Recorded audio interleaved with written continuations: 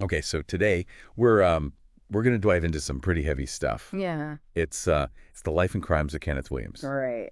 We're going to trace his journey from, really troubled childhood all the way to the horrific acts that he committed and ultimately his execution.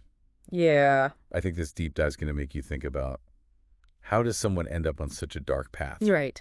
What makes a serial killer? Yeah. I think Williams's case is interesting Yeah. because it really shows how nature and nurture kind of Yeah. work together Yeah. and makes us wonder, how much of the path we go down is kind of set for us. Right. And his early life was shockingly difficult. Yeah. I mean, we're talking parents who struggled with learning disabilities, Right. a mother who was battling drug addiction, an abusive father. Yeah. These are what we call adverse childhood experiences, or ACEs. Okay. And studies have shown a direct correlation between a high number of ACEs and you're more likely to commit crimes later in life. Wow.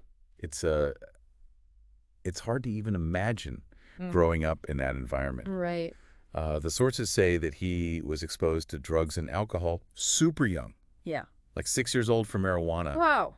and 9 for alcohol. Oh, my gosh. And if that wasn't bad enough, he suffered sexual abuse at 8. And unfortunately, that seems like a major turning point in his life. Yeah. Williams actually said that he decided to be the predator, not the prey. Wow.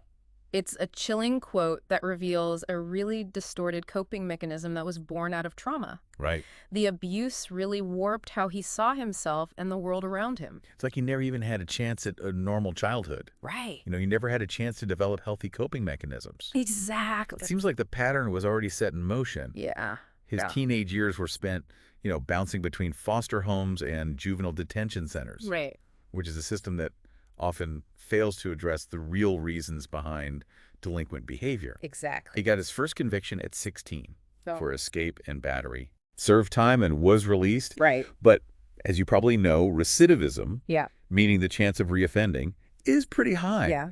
Especially for people with limited support systems and unresolved trauma. Right. Like Williams. Exactly. And this early pattern of behavior is important Right. because it kind of foreshadows the escalating severity of the crimes that he'll commit later. Wow.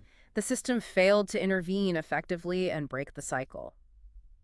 So that brings us to December 1998, when Williams committed a truly horrifying act. Yeah. It's hard to even comprehend. Right. He abducted this young couple, Okay. Dominique Hurd and Peter Robertson, from a parking lot. Wow. And it wasn't just a robbery. Yeah. There was this level of calculated cruelty involved that's really disturbing. Exactly. He forced Robertson to drive to an ATM. Oh, wow. Then he made him drive to different isolated locations. Oh, my gosh. All the while saying he wouldn't hurt them, but it Oh. was all a lie. Wow. Then he made Robertson take this degrading photo of Hurd before shooting them both. That's horrible. Hurd tragically died.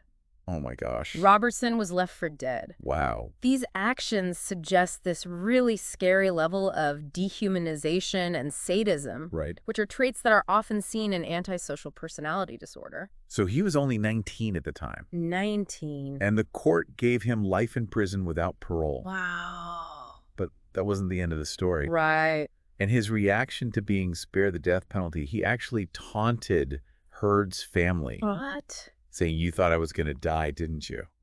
Wow. There was no remorse here at all. That lack of remorse is a huge red flag in criminal psychology. Yeah. It's a sign of psychopathy. Right. And it's really important when trying to figure out if someone's likely to offend again. Right. Sadly, Williams's case really shows this point. His escape from prison is crazy. What did he do? He hid in a barrel of pig slop. Pig slop. Yeah, that was being transported out of the prison. Oh my God. It's like something out of a movie. It really is. You have to wonder how desperate he was and how much planning went into this. Prison breaks are fascinating. Yeah. They really capture our imagination Yeah. with how clever and daring they are. Right. But with Williams, it wasn't just a daring escape. Right. It marked the beginning of a terrifying chapter. Right. His escape wasn't just about freedom. Yeah. It was fueled by this deeper rage Yeah. that led to even more horrible acts. You're right, because he didn't just disappear. Right. He killed again, Oh, no. not long after escaping. Jeez. He murdered Cecil Boren, Okay. this farmer and retired prison warden. Wow. He stole Boren's gun, Okay. clothes, and truck. Jeez. And it seems like his brutality got worse with every crime.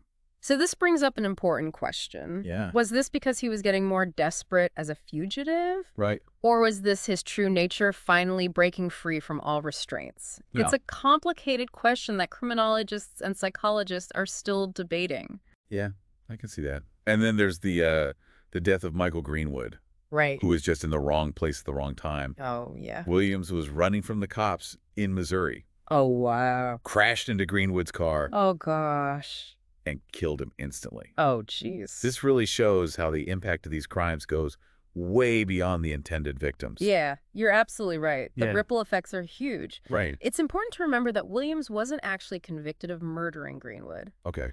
Legally, it was an unintentional killing, Right. a really sad result of his reckless actions. Right. But it shows the unintended but very real consequences of his choices Right. and how they tragically ended an innocent life. It's so sad. Yeah. But after they caught him, things took a weird turn. Really? Williams confessed to another murder, Wow. the killing of Gerald Jenkins, Okay. a crime that had gone unsolved. Wow. And what's really interesting is that he claimed to have found God in prison and said he was sorry for everything he did. Now, that's where things get really complicated. Yeah. Here we have this brutal killer Right. who suddenly finds religion Right. and confesses to a crime he could have gotten away with. Right. It makes you wonder, was he really sorry? Right. Or was this some kind of calculated move to make people see him differently? It's hard to know what was really going on in his mind. Right. But he didn't just say he was sorry. Yeah. He actually became an ordained minister on death row Really? and even wrote an article for the Marshall Project Wow. talking about taking responsibility for his crimes. That's a pretty incredible psychological journey. Yeah. Think about it. Yeah. He went from taunting a victim's family Right. to expressing deep regret Right. and acknowledging all the pain he caused. What do you think caused such a big change? Yeah, was it a real spiritual awakening? Yeah. A true transformation? Right. Or was it a way to deal with knowing he was going to be executed? A way to find some peace before he died? Right. It's really hard to say for sure. Yeah. It's a question with no easy answer. Right. But one thing's for sure. Yeah, His actions, no matter the reason, really affected the people around him. of course. In 2017, Arkansas scheduled 4 executions in a short period, Wow. with Williams being the last. Okay. His execution got a lot of attention, Yeah.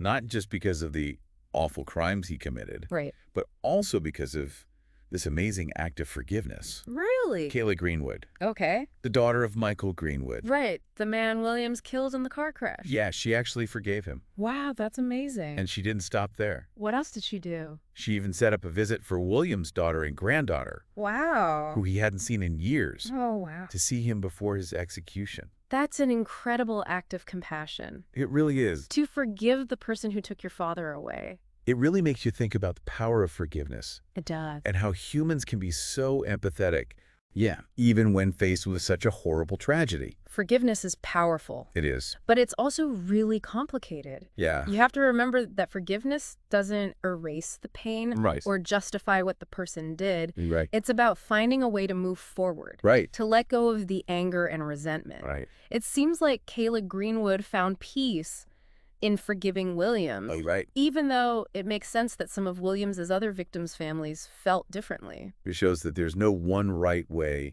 to deal with grief and trauma. Exactly. Everyone involved in something like this will have their own way of coping. Absolutely. And it's so important that we respect those individual experiences, Right. even if we don't fully understand them. Right. Everyone's journey through grief is different. So on April 27th, 2017, Okay. Kenneth Williams was executed by lethal injection. Wow. His last meal was fried chicken, Fried chicken. sweet rice, Okay. BBQ, pinto beans, Sounds good. bread, Mm-hmm. a peanut butter cookie, and a cinnamon roll. Wow. In his last statement, he apologized again to the families of his victims. What did he say? He said, "The crimes I perpetrated against you all was senseless, extremely hurtful, and inexcusable. Wow. I humbly beg you your forgiveness and pray you find the peace, healing, and closure you all deserve." His execution really brought up the debate about the death penalty again, Right. which always seems to divide people. Yeah. Some people see it as a fair punishment for terrible crimes. An eye for an eye. Right, exactly. Yeah. Others think it's cruel and unusual punishment and Yeah. say it doesn't actually stop crime Right. and that the justice system isn't perfect because it's run by humans. It's a tough issue with no easy answers. It really is. And Kenneth Williams' case, with all its brutality, remorse, and forgiveness, Yeah, just makes it even more complicated. it does. It makes you think, is there ever a point where even the worst crimes can be atoned for? It's a really tough question. Yeah, it really makes you think. It does. It's a story that sticks with you and raises so many questions. It really does. Can someone who commits such awful acts ever truly be redeemed? Right. And if so, what does that mean for the families who are left behind, Yeah, dealing with the pain and loss? exactly. Can they ever find peace and heal? These are questions that each of us listening have to grapple with. Right. There are no easy answers. Yeah. There's nothing that neatly wraps up all the loose ends. Right. We've explored the facts of the case, Yeah. the psychological complexities of Williams as a person, Right. and the huge impact of his actions. We've seen the devastation to his victims and their families, Right. but we also saw that incredible forgiveness from Kayla Greenwood. Yeah, It really shows the strength of the human spirit it does. and how we can find compassion even in the darkest situations. This deep dive really challenges us to look at our own beliefs about justice, Yeah. morality, Well, yeah. and human nature. Yeah. It asks us these tough questions. Yeah. Can we separate the act from the person? Can someone be redeemed even if they've committed the most horrible crimes? These are questions philosophers and theologians have been thinking about forever. They have. Kenneth Williams' story is a real-life example Yeah. that forces us to face these issues head-on. Right. It's a reminder of the darkness in the world, Right. but it also gives us some hope Yeah. that even when faced with unimaginable evil, Yeah. there can still be compassion and forgiveness. It's proof that the human spirit is resilient. It is. And it leaves us with this powerful message. What's that? Even in the darkest times, Yeah, humans are capable of great evil, right. but also great good. Yeah. It's a constant battle within us Right. and in society as a whole. So what does all this mean for you listening? Yeah. I think it's a call to action. Okay. It challenges each of us to look at our own biases, Right. to question what we believe about good and evil, Yeah. and to think about the possibility of redemption Right. for ourselves and for others. Kenneth Williams' story may not give us easy answers, True. but it can be a starting point for conversations about the complexities of human nature, Yeah. the lasting effects of trauma, Right. and the amazing power of forgiveness. So maybe by thinking about these tough questions, Yeah. we can work towards a world where tragedies like this are less likely to happen. Right. A world where compassion beats hate, Absolutely. and where redemption, even if it seems impossible, is still a possibility. Well said. That's it for our deep dive into the life and crimes of Kenneth Williams. Thanks for listening, everyone. I hope you found it thought-provoking. Yeah, me too. And we'll see you next time for another deep dive. See ya.